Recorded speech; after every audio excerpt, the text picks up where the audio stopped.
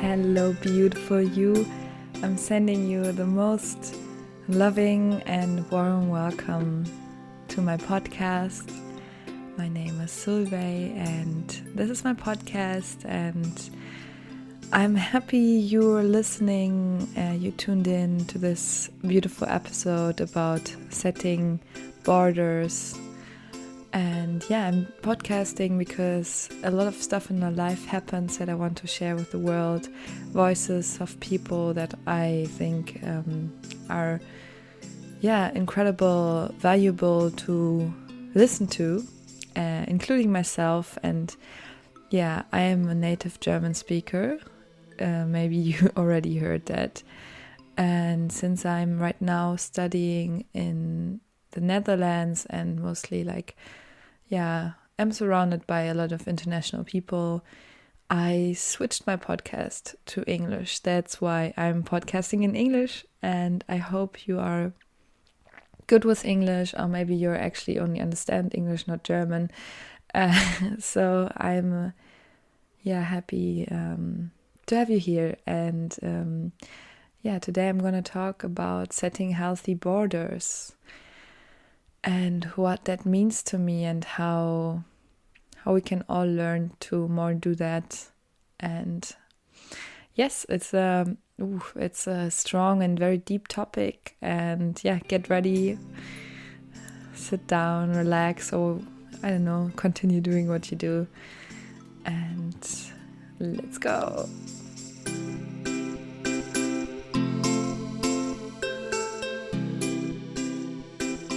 So to give you a little update, why this topic also and what's happening in my life. I am again starting my school year here at Design Academy, and I had a very intense summer with also going much more deeper into myself, into what I've been maybe not wanting to look at for several years. And with that also I found out that I was always not truly looking after my boundaries, not really looking after myself, and in that way also disrespecting myself actually, because I was afraid to lose the connection and to lose to be alone in the end if I would show boundaries. And finding that out actually was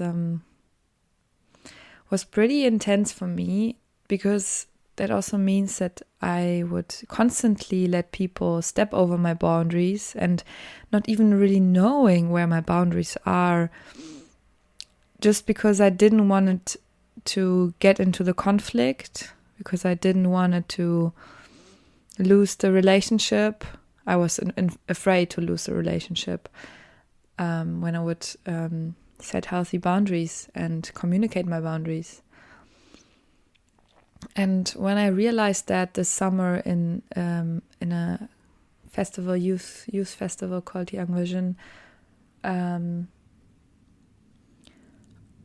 I started seeing how many of my, especially in relationships, how many of my behavior was actually very infused with this belief system of if I will set healthy boundaries, or if I would set my boundaries, I would lose the connection, I would lose the relationship. And that's really, like I already said, it's really sad, and it's also not healthy at all. It's also not good for the relationship, because why should I disrespect myself so much and only let other people almost do everything with me just because I would be too afraid to be let and fallen down.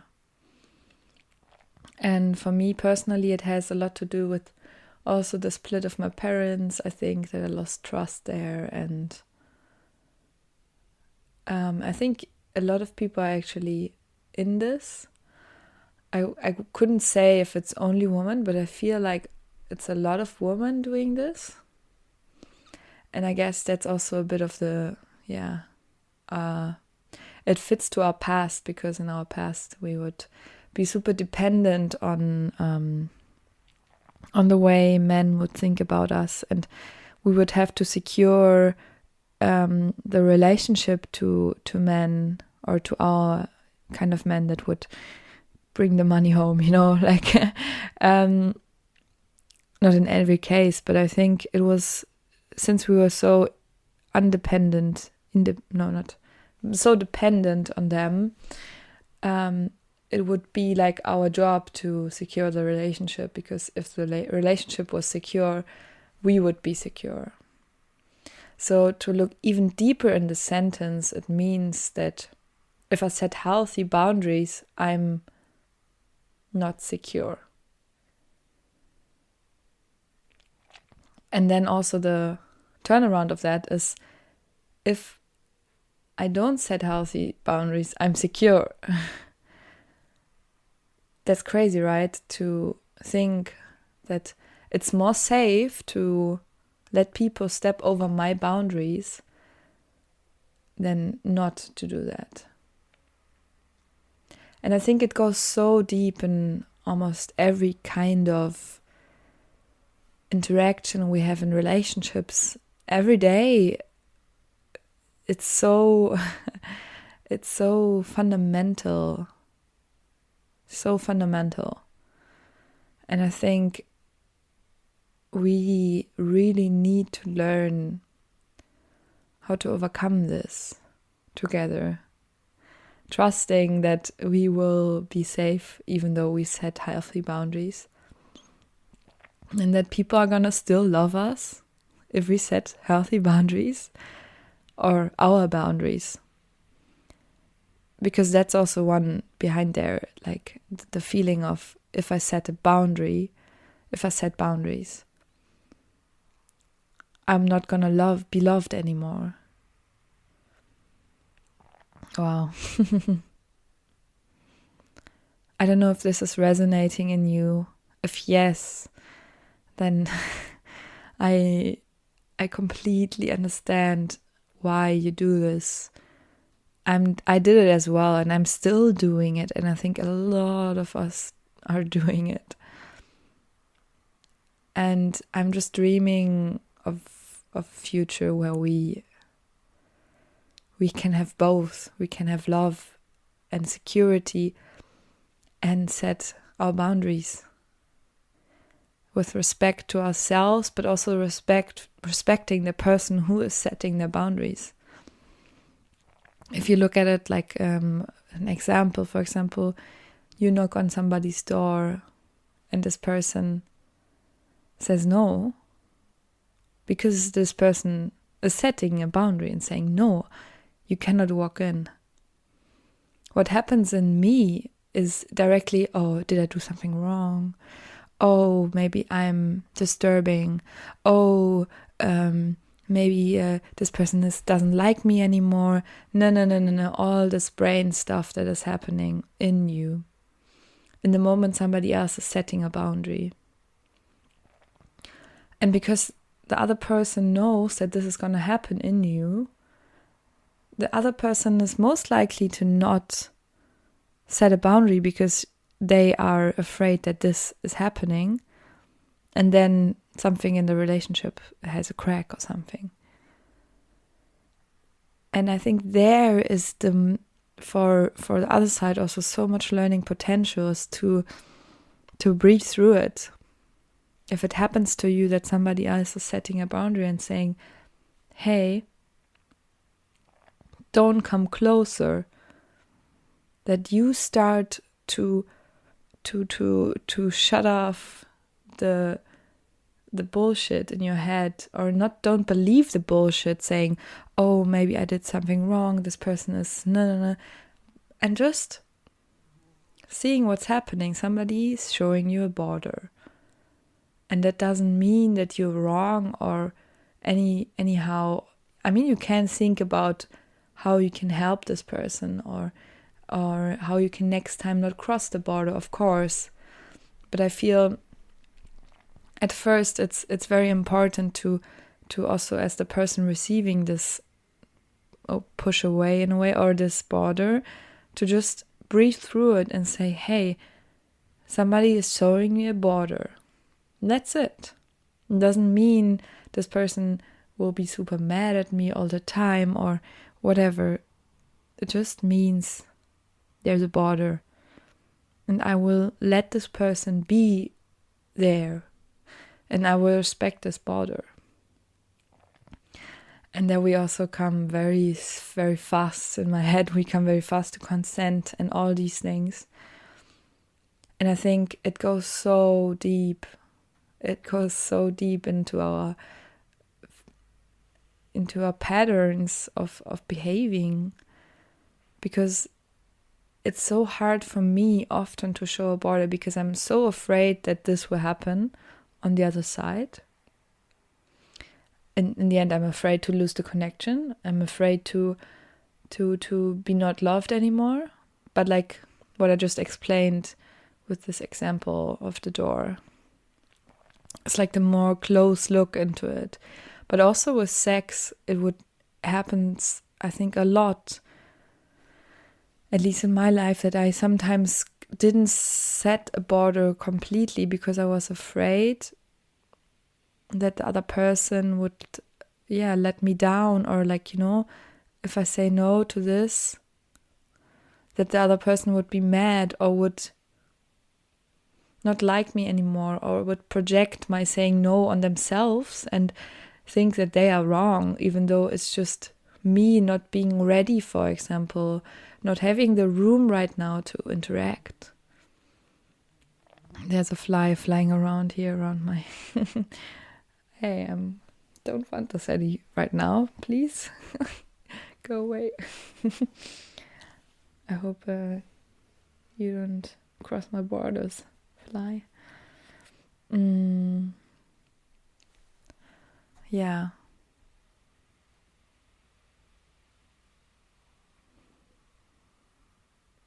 I guess everybody of us already was in a position where our borders were crossed and we could feel it, but we didn't say anything because we were so afraid that the other person would be mad or react in a certain way that we didn't want.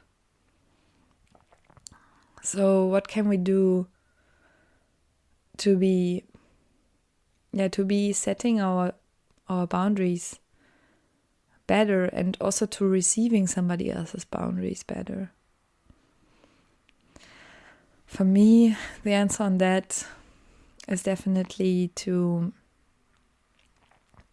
start trusting ourselves to be able to handle what's coming.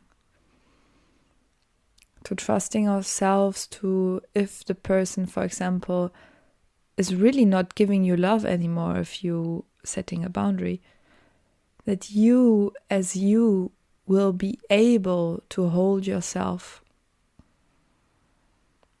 You are fully capable of holding yourself in a moment, even though if you are let down,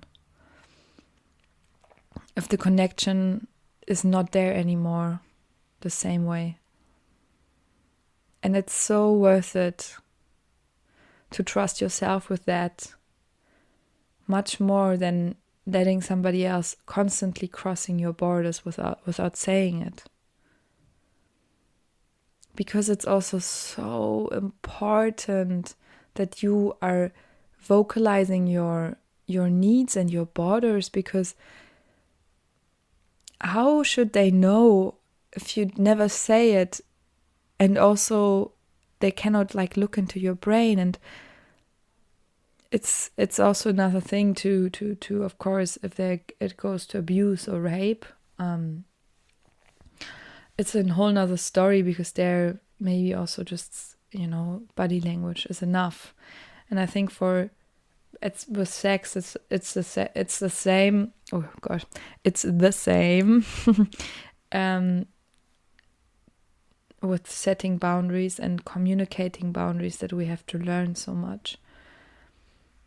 It's also on us to communicate our boundaries, but it's also on the other person to ask for them, especially with something so intimate and so fragile as sexual connection. Because often also we are so afraid that we will lose the connection, or we are so afraid that something bad might happen if we communicate. No, actually I wanted this like 10 minutes ago, but I don't want this anymore. So, but that's on the other side. What we can do with ourselves when we feel our borders is to hold ourselves close in our like, imagine that you hold yourself or your inner child, for example, like your younger self, for example, that you in the end are in these moments when somebody crosses your border. You're kind of your smaller self that couldn't really vocalize it, and then you fall into these patterns that you had already when you were a child. And if your parents didn't ask you so much for consent or something and really maybe overstepped you, it's maybe even harder for you to in this moment and say it. And yeah, to get this like in your head or in your feeling, in your heart, to invite this smaller self or the self you are right now to bring it close to you. And now the fly is sitting on the microphone. To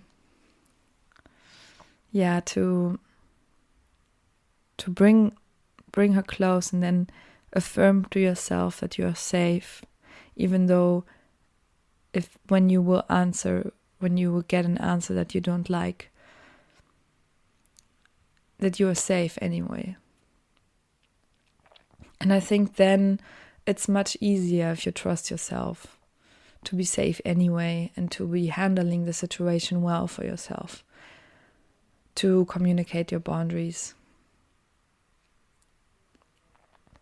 And yes, you cannot control what the other person is gonna say, and most likely it's not gonna be perfectly what you need, but it's a start. Definitely it's a start, and I feel like we all need to start doing this.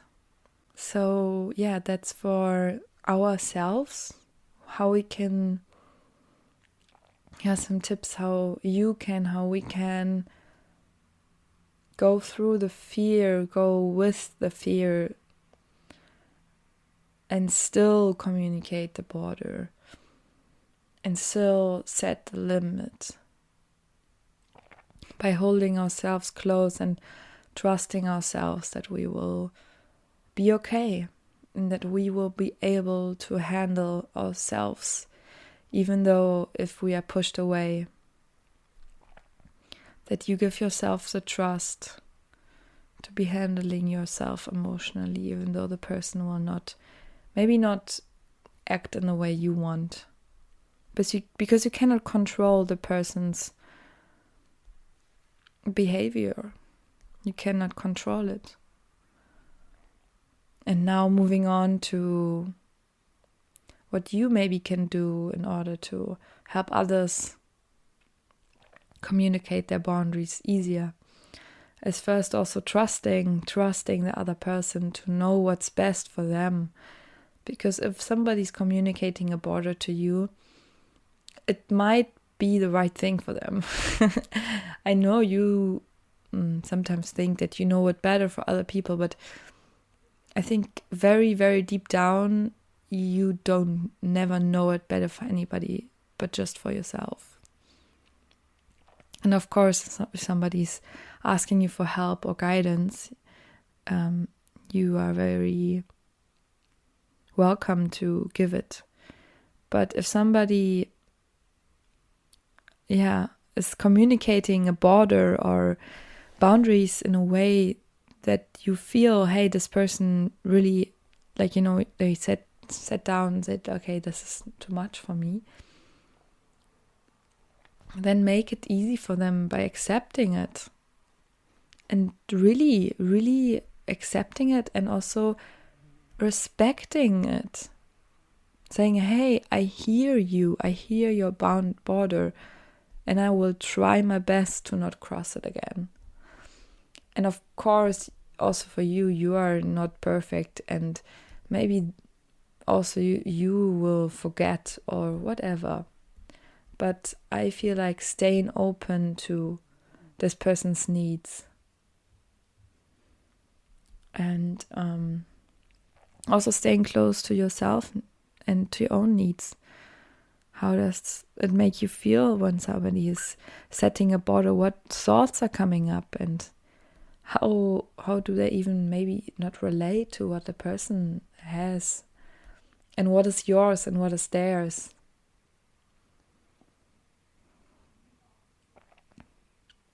Because mostly it has a lot less to do with us than we think. Mostly it's not so much about us. It's more about in which position, in which world does this person live right now, and what do they need? What does she need? What does he need? Yeah, and also just asking, hey, am I crossing a border with this? Also with small stuff, and I mean, for example, with body contact. I'm a very, loving person, so I also love to hug people, to scratch somebody's backs, and sometimes I can really feel also from the body language, oh, they like it, but sometimes I'm not sure, and then I just ask, and I often also say, hey, I really like to hug or maybe, put my shoulder around your body, or I just like to be physically close. How is that fine for you, or how do you feel about this? Most of the times I actually get super good feedback from that. Like, people say, hey, that's so nice that you ask, because sometimes I really have a problem with this. Or yeah, some people also say, no, I don't feel like this right now, and that's also fine. It's not personally about me in that moment. It's just this person not having space for it. Yeah, and it's super satisfying to know that you're not all the time crossing somebody else's border. I guess, to be honest, you're always crossing somebody else's border, and it's gonna happen anyways, but let's try together to reduce it as much as possible, because we all so sensitive, and we are all, in a way, we are all these hurt, cute little children that don't know how to communicate, and then fall into patterns of wanting to be liked and wanting to get attention, appreciation, and recognition and love.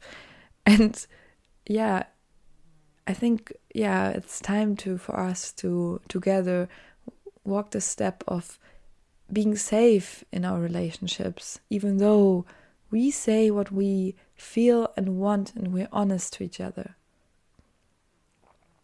Yeah. I hope you liked this episode. Now the fly is sitting again on the microphone, so the fly really liked it, I guess. It's now rubbing its fingers against each other, like looks like it's clapping, actually. Cool.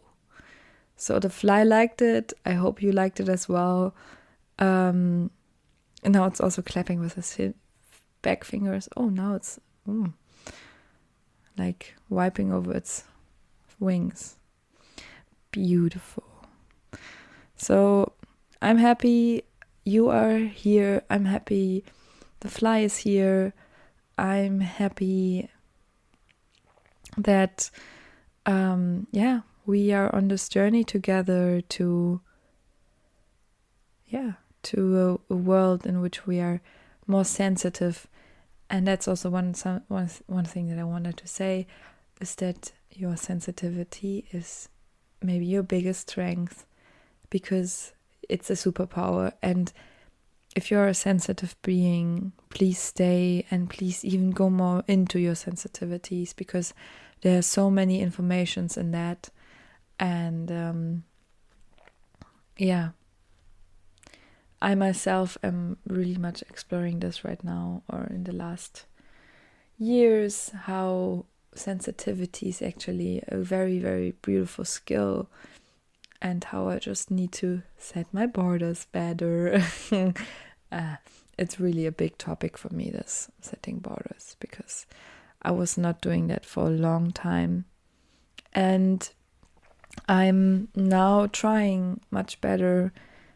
Also, what I feel is, once you understand where your borders are, you're also so much more understanding when other people are showing you borders and when you are crossing somebody else's borders. And gaining that sensitivity, I think, is for a whole society of big value. Big value. Yeah. Maybe a bit more next episode. This was already quite long. And I am sending you love. I'm sending you light. I hope you like this. If yes, you can please recommend me to all your friends and your family, and show this episode to everybody you think needs to know a bit about boundaries. Start talking about it. Start talking about your own boundaries. Be brave about it, and know that you're strong enough to hold yourself once you communicate a boundary, and that real friends and real family and real people that really love you will even accept you, even if you communicate boundaries. I mean, what can I say was real? But people who really, good friends, like people that are really loving you as a person, and not just selfishly loving you because they like to have you being in the moment where you don't communicate your boundaries, and they can do whatever they want with you. No, people that really want you to be happy, these are the people you should surround yourself with, by the way. They will understand, and they will even be happy about it, because they're like, oh, now I get a feeling much more for you, and thank you for saying this. And I know it's hard, but I trust you to be able to care for yourself much better even now. And let the sun hug the clouds.